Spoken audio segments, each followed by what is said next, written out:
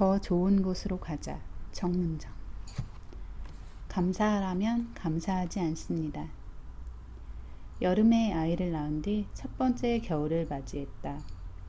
몸에서 아이가 빠져나간 후 나는 진 빠지다는 표현이 의미하는 상태를 정확히 이해하게 됐다. 몸이 흡사 우려내고 건져올린 다시마와 멸치 같았다. 겉은 부풀었는데 속은 메마른. 식은 땀이 나고 몸이 덜덜 떨려서 한여름에도 집에서 양말을 신고 지냈다. 예전에는 겨울 하면 눈이나 크리스마스를 떠올렸는데 나이 들어서인지 출산 때문인지 올해는 얼마나 추울까부터 걱정하게 된다. 월동 준비를 위해 롱패딩을 사기로 했다. 서울 근교의 한 아울렛은 가족 단위 방문객이 많아 휴게실이나 수유실이 잘 되어 있어 아기와 가도 괜찮을 것 같았다. 엄마가 되고 나니 외출 전 미리 이런 조건들을 체크하게 된다. 바꿔 말하면 이는 한국에선 아동 친화적 공간이 기본값이 아니란 뜻도 될 것이다. 아울렛에 도착해 차에서 내린 뒤 남편이 아기띠로 아이를 안았다. 아이는 평소 잘 울지 않고 안기면 곧바로 새근새근 잠드는 편이다. 내가 30년 넘게 살며 한 번도 못 들은 순하다는 말을 이 아이는 새로운 어른을 만날 때마다 듣는다. 역시나 이번에도 잠들었다.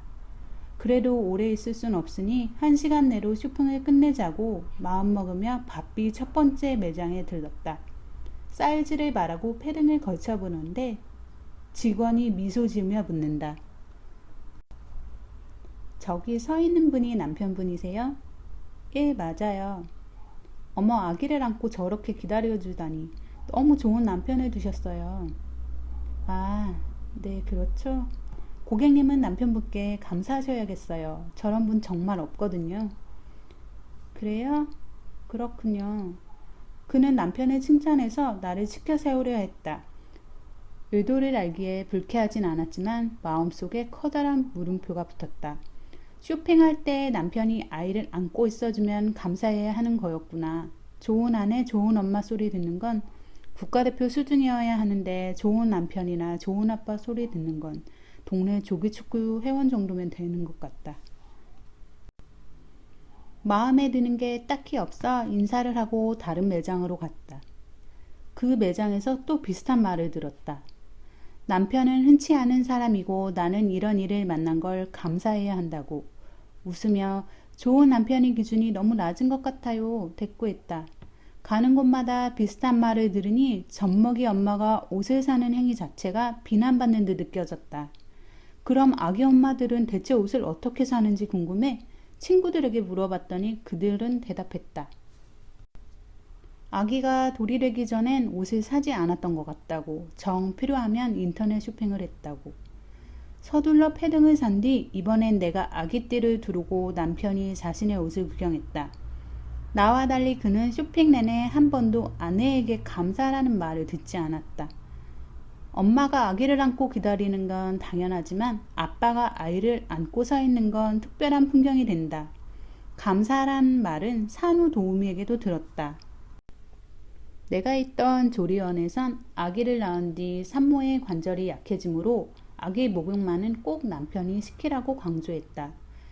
육아 강좌는 대개 평일 낮에 있었지만 아기 목욕 강좌는 평일 저녁과 주말에 있었던 것도 그런 이유였다. 그러잖아도 남편은 나보다 애착 쌓을 시간이 적으니 당분간 목욕만큼은 그가 전담하면 좋겠다고 생각했고 남편도 동의했다.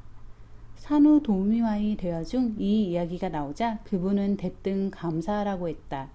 자상한 남편을 둔 복을 누린다면서. 아기 목욕시켜주는 아빠 별로 없어요. 새댁이 항상 감사하세요. 아니 남편은 목욕시키는 것 말곤 딴 건 거의 안 하는데요. 그것도 안 하면 어째요? 아, 아빠는 밖에서 돈 벌어오잖아요. 사실은 제가 더 많이 벌어요. 굳이 대꾸할 필요는 없었는데 그날은 건방져 보이더라도 말하고 싶었다. 나중에 다른 산모에게 가서도 남편에게 감사하라 가르칠 것 같아서. 그런 이유라면 나 같은 경우는 손가락 하나 까딱하지 않아도 되나?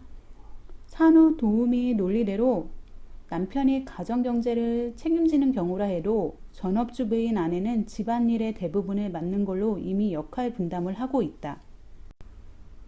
그런데 공동의 일인 육아까지 아내의 몫이면 남편은 아빠로서 무슨 역할을 하는 걸까? 심지어 우리나라에서 절반에 가까운 비중을 차지하는 맞벌이 부부조차 가사와 육아를 공평하게 나누고 있지 않다.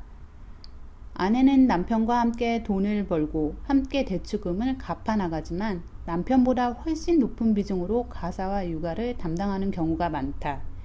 이 경우 남편은 아내에게 감사해야 한다는 말을 주변에서 들을까?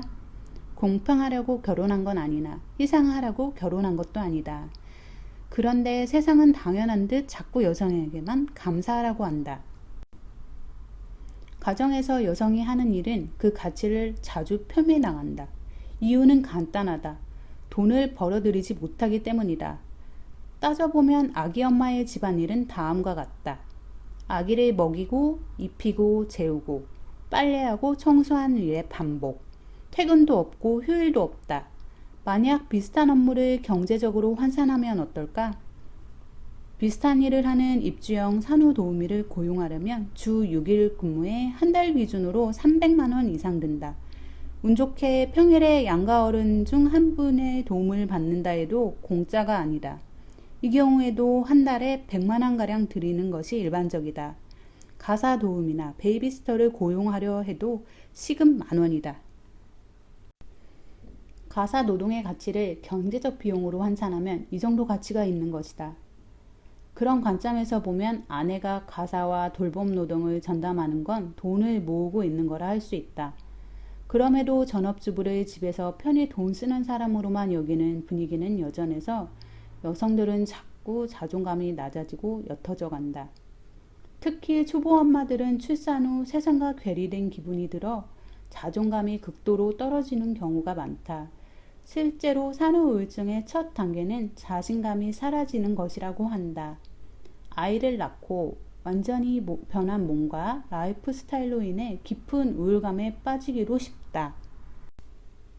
아이 외에는 그 누구에게도 필요한 사람인 것 같지 않아 주눅든 상태에서 감사라는 말을 자꾸 듣게 되면 자신의 가치를 더욱 의심하게 된다. 그러니 그런 말을 남편에 대한 칭찬이랍시고 하는 걸 그만두자. 그런 말을 듣게 되었을 때 자신의 가치를 의심할 필요조차 없다. 애초에 생각해보면 감사해라는 말은 좋아해라, 슬퍼해라처럼 이상한 표현이기도 하다. 감정은 강요할 수 없으니까.